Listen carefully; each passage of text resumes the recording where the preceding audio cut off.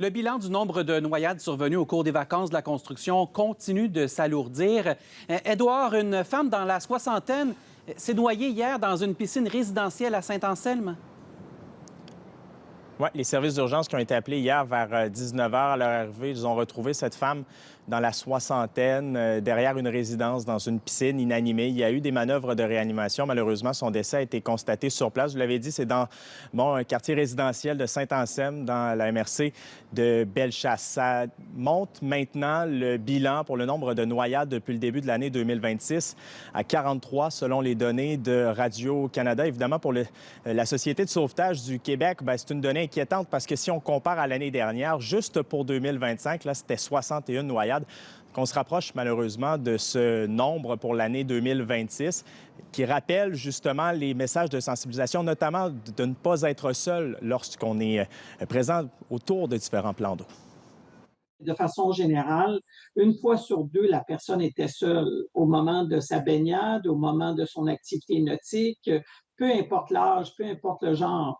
Donc, comme dirait une certaine publicité, à deux, c'est toujours mieux pour éviter justement que des drames puissent se produire, à tout le moins déclencher les mesures d'urgence le plus rapidement possible et débuter les manœuvres de réanimation cardio-respiratoire.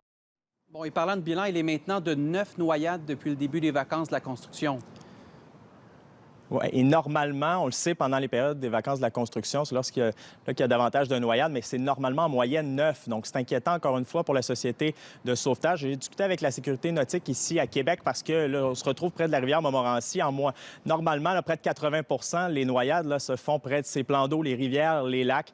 On peut écouter justement quelle action effectuer lorsqu'on voit quelqu'un tomber et se retrouver dans une situation fâcheuse, justement, dans une rivière. La première chose à faire, évidemment, c'est de ne pas sauter à l'eau pour aller aider cette personne-là.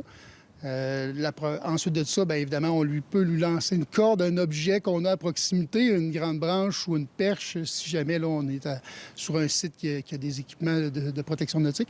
Mais ensuite à ça, il faut appeler rapidement le 911, donner notre localisation exacte pour les intervenants, puis le plus de détails possible.